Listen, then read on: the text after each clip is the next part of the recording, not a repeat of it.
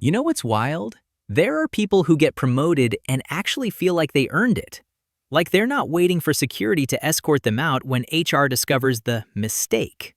I am not one of those people. And if you're watching this, neither are you. So let's talk about why some of us achieve incredible things and still feel like frauds playing dress up in someone else's success. Because, spoiler alert, it's not about humility. It's so much deeper than that. Here's the thing. You've worked hard, really hard. Years of education, late nights, sacrifices, building skills brick by brick. And then you succeed. You get the job, the promotion, the recognition, the award. And your first thought isn't celebration. It's, when are they going to figure out I have no idea what I'm doing? Every accomplishment feels like you somehow tricked people into thinking you're competent. Like you're one question away from everyone discovering you're just winging it with confidence and Google. Psychologists call this impostor syndrome, and it's not rare. It's estimated that 70% of people experience it at some point. 70%. You're literally in the majority of high achievers who feel like they're faking their way through success. But knowing that doesn't make your brain stop screaming fraud alert every time someone compliments your work. Success doesn't feel like validation. It feels like raising the stakes. You got the job? Cool. Now you have more ways to disappoint people. You finished the project? Great. Now expectations are higher for the next one. Every achievement just means there's further to fall when they find out. And they is everyone.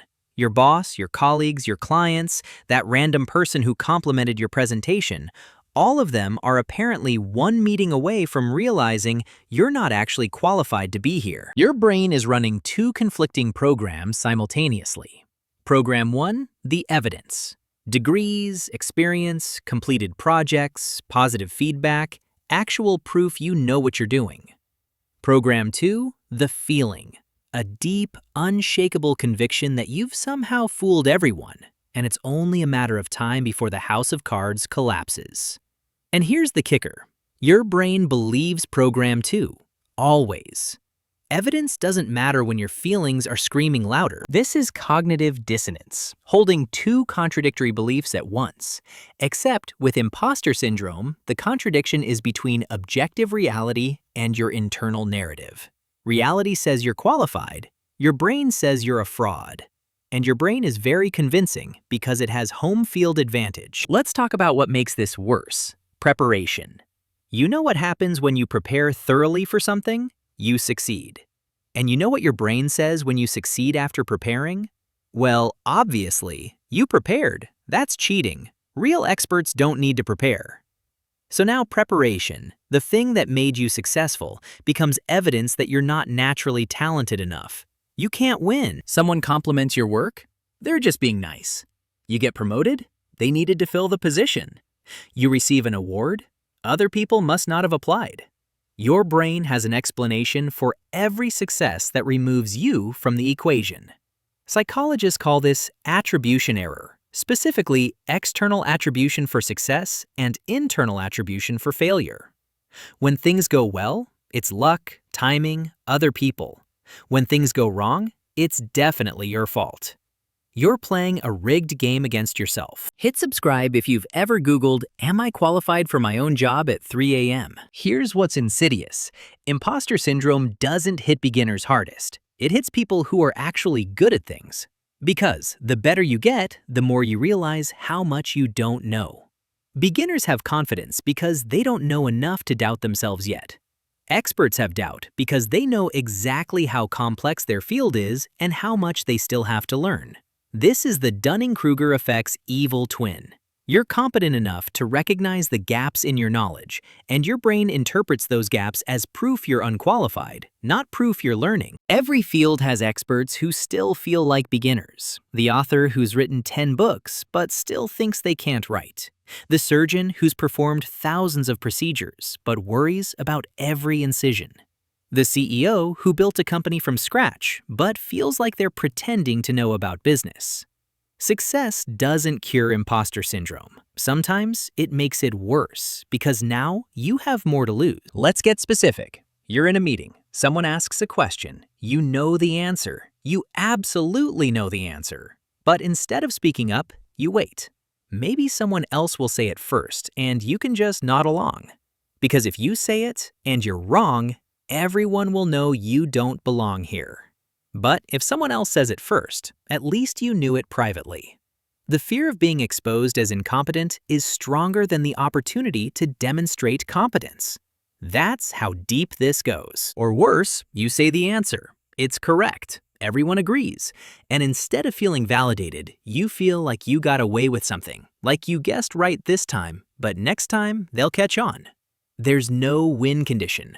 Silence feels like hiding. Speaking up feels like risking exposure. You're damned if you do, anxious if you don't. This is perfectionism's toxic cousin. You don't just want to do well, you need to do perfectly, because anything less than perfect proves you're not good enough to be here. One mistake doesn't mean you're human, it means you're a fraud who finally slipped up. So you overwork, overprepare, overdeliver, trying to build a buffer between your performance and people's expectations. And when you succeed, well, I worked 80 hours on this. Anyone could do it with that much time. You've created a system where success doesn't count and failure is catastrophic. Social media has made this exponentially worse. Everyone's posting their wins, their promotions, their achievements, their so grateful humble brags. And it all looks effortless. They're not posting the doubt, the fear, the 47 drafts, the panic attacks, the imposter syndrome spiral at 2 a.m. You're comparing your behind-the-scenes mess, the part where you're Googling basic concepts in your own field, to their highlight reel of confidence and success. This is social comparison theory on steroids.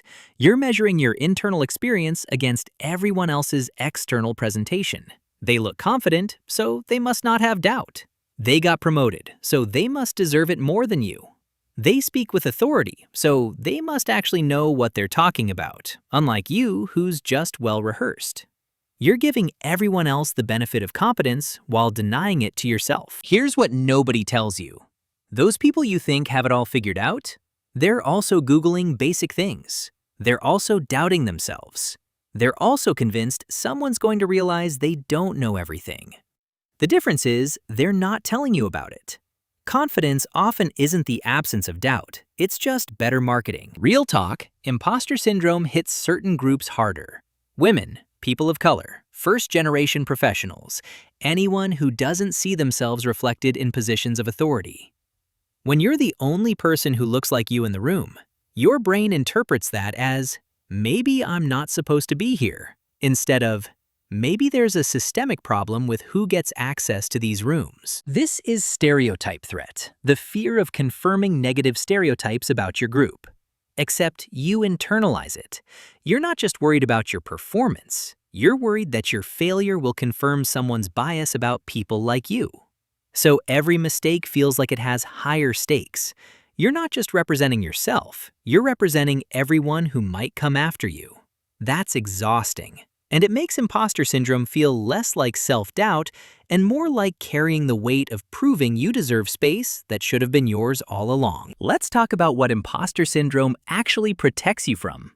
Arrogance, complacency, the Dunning-Kruger sweet spot where incompetent people are confidently wrong about everything. Your doubt keeps you learning, improving, staying humble, checking your work.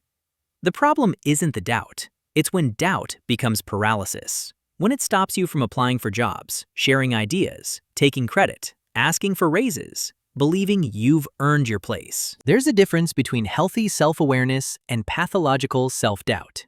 Healthy self-awareness says, I don't know everything and I'm committed to learning.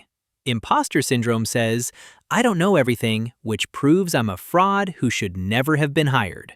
One drives growth. The other drives anxiety. If you have imposter syndrome, you're not broken, not unqualified, not actually a fraud. You're someone whose self-perception hasn't caught up to your actual competence.